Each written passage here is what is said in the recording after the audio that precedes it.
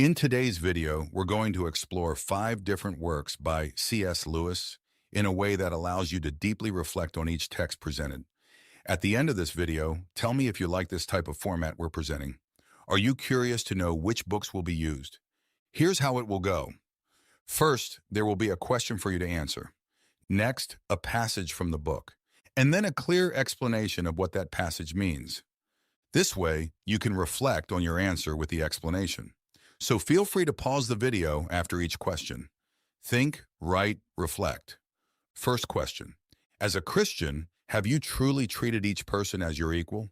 As another living being who also has flaws and can find salvation just as you have? Book, Mere Christianity. The Christian position is that every man should be treated as if he were Christ. That is what it means to love your neighbor as yourself. That is what it means when it is said, "Love thy neighbor will have fulfilled the law." But of course, that's not how we treat others in our daily life.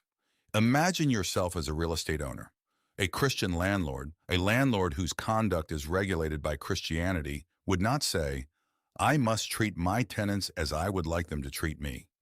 I must remember that my tenants are men like me." Christianity tells him, "I am Christ. If you have been given a home and a business, it was as my agent and representative to those men. You should act in a way that I would act in your place." Imagine that each person we meet should be treated not just with respect, but with the love and consideration we would give to Christ. This is the essence of what it truly means to love your neighbor, a fundamental idea for Christians. The divine law teaches us that this sincere love for our neighbor fulfills all the commandments. However, in daily practice, we often fail to live up to this ideal. Let's take the example of a landlord, a real estate owner. If he is guided by Christian principles, his conduct towards his tenants should reflect more than mere justice or benevolence.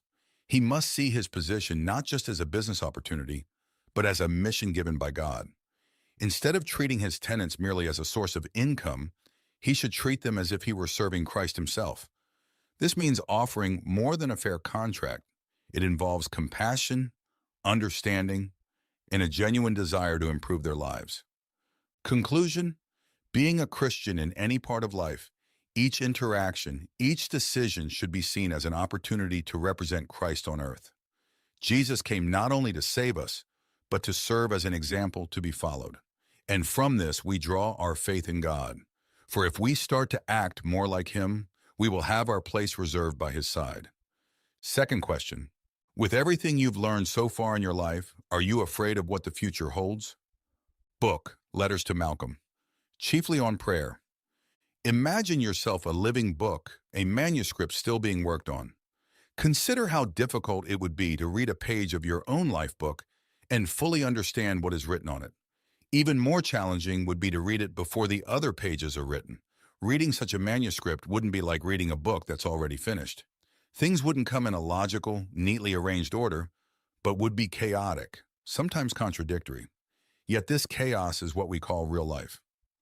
From this passage, we can understand life as a book in constant writing, where each page contains experiences, thoughts, and emotions that have not yet reached their conclusion. Each lived moment is recorded, without the benefit of revision or the perspective that time or additional context might offer. It's a view that highlights both the beauty and the complexity of living without a definitive script. The idea of reading a page of our life without knowing the following ones evokes the reality that each decision, each event, is not final or complete in itself, but part of a larger process, often incomprehensible at the moment it occurs. This is because life, unlike a well-structured book, does not present its lines in a logical and predictable sequence.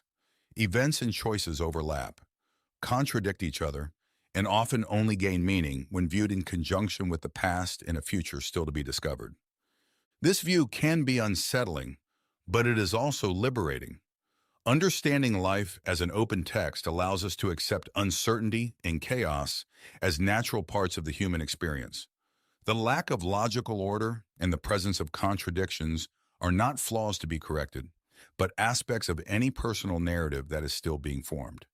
Thus, we face each day not only as authors, but also as eager readers, discovering and interpreting our own story as it unfolds. Conclusion. We should not fear the future if we have a past to learn from and the present to shape. Moreover, the future does not depend solely on us, as it is uncertain, and we never know what is coming. Our only certainty is that God will be with us to guide us in good times and bad.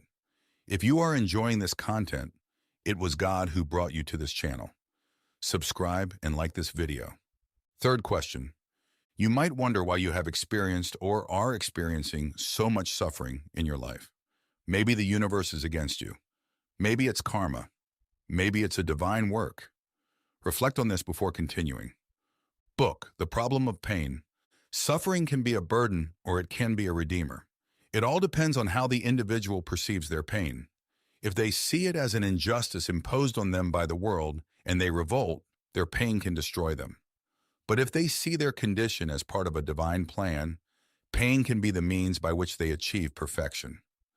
The idea that suffering can have different meanings in a person's life depends on the perspective with which they view it. When a person understands suffering as an injustice or a punishment imposed by the world, this view can erode their spirit and deepen their pain. In this state, we isolate ourselves, search for where the mistake is, and start to question whether we are worthy of continuing to live, bringing with it deep depression. This is a path in which suffering not only remains as a burden, but also has the potential to destroy the person, both emotionally and spiritually. However, if you interpret suffering as a lesson to be learned, as part of something greater, it transforms into personal and spiritual growth. This perspective does not diminish the pain, but it gives you a purpose. If you believe that each challenge is an opportunity to develop, to learn, or to achieve greater perfection of character, then suffering becomes a powerful means of personal redemption. In this way, pain can be seen as a form of purification or even a disguised blessing, which, despite being difficult, carries the possibility of a deeper meaning. When you think about it, it's all a matter of perspective on suffering. Our ability to assign meanings to our sufferings can change our life experience. Deep questions arise about the power of mindset, faith, and human resilience.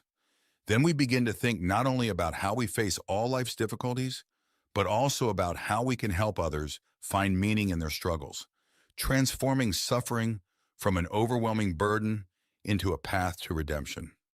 Conclusion. You need not only to improve your way of seeing the lessons that life teaches you, but also can help others find a way to rid themselves of the pain they carry, including your own. Remember how Jesus came to serve as an example in question 2? Thus. Fourth question. Do you know how to pray? This question might seem simple. Many think it's just about kneeling down and talking to God, but your lack of genuine feelings can turn it into just another habit. Think about this. After that, continue with the video. You will be surprised by what's coming next. Book, The Screwtape. Letters. Prayer is one of the moments when man comes closest to the true nature of reality. It is an absolutely natural thing. After all, a creature aware of its own fragility and the eternity that awaits it is naturally inclined to seek connection with the source of all truth in life. Remember, Wormwood, our aim is not to prevent prayer, but to make it an empty activity devoid of any real connection with the eternal. Prayer arises from the human consciousness seeking a connection with something greater than itself. This attitude is rooted in the very nature of human existence. Perhaps you are praying for the wrong reasons. Understand that prayer can lose its true purpose if performed merely as another empty habit or as a simple routine act. When praying, a person must have a genuine feeling for it to be meaningful. Thus, the practice, which should be a sacred means of communicating with God, can be distorted to become merely superficial.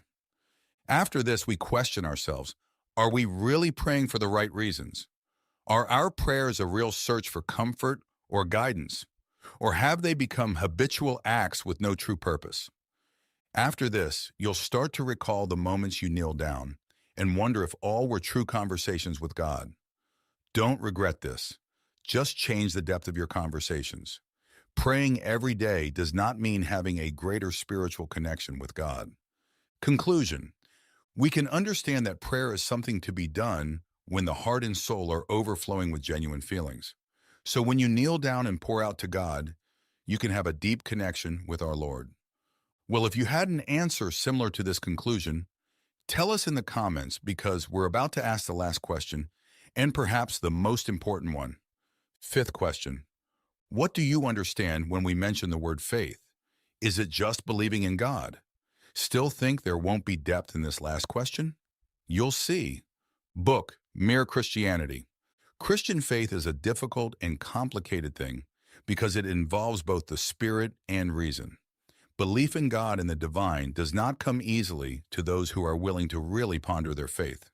At the same time, it is a simple thing.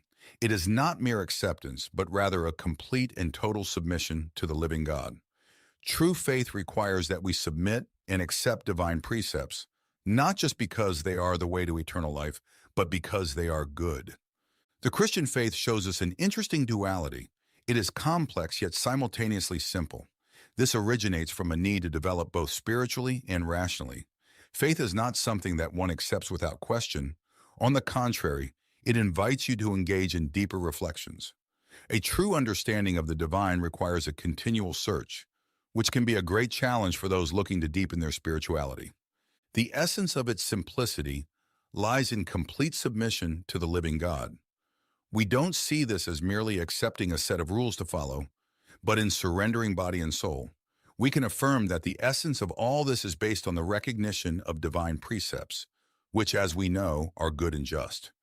And when we decide to follow them, we can not only find salvation, but be guided towards a true and purposeful life. This duality may seem paradoxical, but it is precisely here that we find the beauty and strength of Christian faith. We are challenged not just to accept, but to understand, not just to think, but also to feel, not just to question, but to surrender. This balance between intellect and spirit is what can make the journey of faith so profoundly transformative. When we think about the origin of our faith, if we dig deep, we can understand how we act when it comes to having faith. Do we lean more towards reason or emotion? Are we open to questioning ourselves deeply, or are we satisfied with a superficial understanding? And most importantly, are we willing to completely surrender to what we consider divine? These questions help us understand how we handle our faith and whether we are in complete balance so that there are no doubts in our hearts. Conclusion. Our faith is composed of reason and emotion. You rationally understand that God is a being worthy of our devotion, whose path, though full of challenges, is just and kind, with the best intentions for our lives. And emotionally, it is He whom we seek to place our purest and truest feelings, and to whom we surrender body and soul. Did you like our video? I sincerely thought it was incredible how much we can learn from C.S. Lewis and his books. After all this, you must feel like a wiser person, just like me. Thank you for watching this far. See you next time.